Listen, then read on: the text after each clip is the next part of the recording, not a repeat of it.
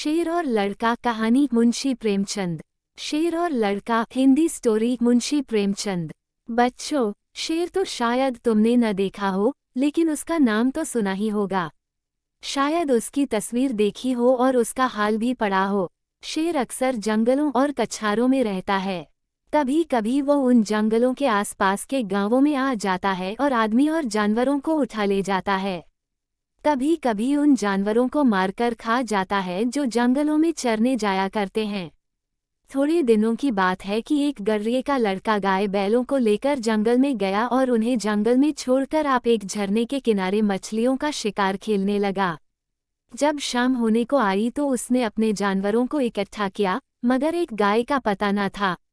उसने इधर उधर दौड़ धूप की, मगर गाय का पता न चला।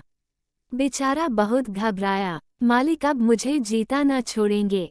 उस वक्त ढूंढने का मौका न था, क्योंकि जानवर फिर इधर उधर चले जाते, इसलिए वो उन्हें लेकर घर लौटा और उन्हें बाड़े में बांधकर बिना किसी से कुछ कहे हुए गाय की तलाश में निकल पड़ा।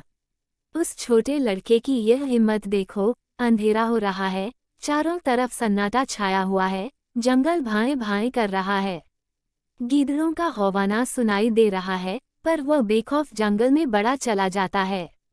कुछ देर तक तो वह गाय को ढूंढता रहा, लेकिन जब और अंधेरा हो गया तो उसे डर मालूम होने लगा। जंगल में अच्छे अच्छे आदमी डर जाते हैं, उस छोटे से बच्चे का कहना ही क्या। मगर जाए कहाँ। जब कुछ न सूझी तो एक ऊंचे पेड़ पर चढ़ गया और उसी पर रात काटने की ठान ली। उसने पक्का इरादा कर लिया था कि बगैर गाय को लिए घर न लौटूंगा। दिन भर का थका मांदा तो था, उसे जल्दी नींद आ गई। नींद चारपाई और बिछावन नहीं ढूंढती। अचानक पेड़ इतनी जोर से हिलने लगा कि उसकी नींद खुल गई। वह गिरते गिरते बच गया। सोचने लगा, पेड़ कौन हिला रहा है। आंखें मलकर नीचे की तरफ देखा तो उसके रोए खड़े हो गए। एक शेर पेड़ के नीचे खड़ा उसकी तरफ ललचाई हुई आंखों से ताक रहा था। उसकी जान सूख गई। वह दोनों हाथों से डाल से चिमट गया।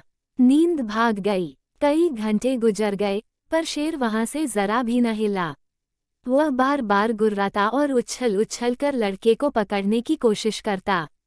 कभी कभी तो वह इतने नजदीक आ जाता कि लड़का जोर से चिल्ला उठता। रात ज्यों त्यों करके कटी। सबेरा हुआ। लड़के को कुछ भरोसा हुआ कि शायद शेर उसे छोड़कर चला जाए, मगर शेर ने हिलने का नाम तक न लिया। सारे दिन वो उसी पेड़ के नीचे बैठा रहा। शिकार सामने देखकर वह कहाँ जाता। पेड़ पर बैठे बैठे लड़के की देह अकड़ गई थी। भूख के मारे बुरा हाल था, मगर शेर था कि वहां से जौ भर भी न हटता था। उस जगह से थोड़ी दूर पर एक छोटा सा झरना था। शेर कभी कभी उस तरफ ताकने लगता था। लड़के ने सोचा कि शेर प्यासा है। उसे कुछ आस बंधी कि जो ही वह पानी पीने जाएगा, मैं भी यहाँ से खिसक चलूंगा। आखिर शेर उधर चला। लड़का पेड़ पर से उतरने की फिक्र कर ही रहा था कि शेर पानी पीकर लौट आया। शायद उसने भी लड़के का मतलब समझ लिया था। वह आते ही इतने जोर से चिल्लाया और ऐसा उछला कि लड़के के हाथ पांव ढीले पड़ गए, जैसे वह नीचे गिरा जा रहा हो। मालूम होता था, हाथ पांव पेट में घुसे जा रहे हैं। ज्यों त्यों करके वह दिन भी बीत गया। ज्यों ज्यों रात होती जाती थी, शेर की भूख भी तेज होती जाती थी। शायद उसे यह सोच सोचकर गुस्सा आ रहा था कि खाने की चीज सामने रखी है और मैं 2 दिन से भूखा बैठा हूँ। क्या आज भी एकादशी रहेगी। वह रात भी उसे ताकते ही बीत गई। तीसरा दिन भी निकल आया। मारे भूख के उसकी आंखों में तितलियां सी उड़ने लगीं। डाल पर बैठना भी उसे मुश्किल मालूम होता था। कभी कभी तो उसके जी में आता कि शेर मुझे पकड़ ले और खा जाए। उसने हाथ जोड़कर ईश्वर से विनय की, भगवान, क्या तुम मुझ गरीब पर दया न करोगे। शेर को भी थकावट मालूम हो रही थी। बैठे बैठे उसका जी ऊब गया। वह चाहता था किसी तरह जल्दी से शिकार मिल जाए। लड़के ने इधर उधर बहुत निगाह दौड़ाई कि कोई नजर आ जाए, मगर कोई नजर न आया। तब वह चिल्ला चिल्ला कर रोने लगा, मगर वहां उसका रोना कौन सुनता था।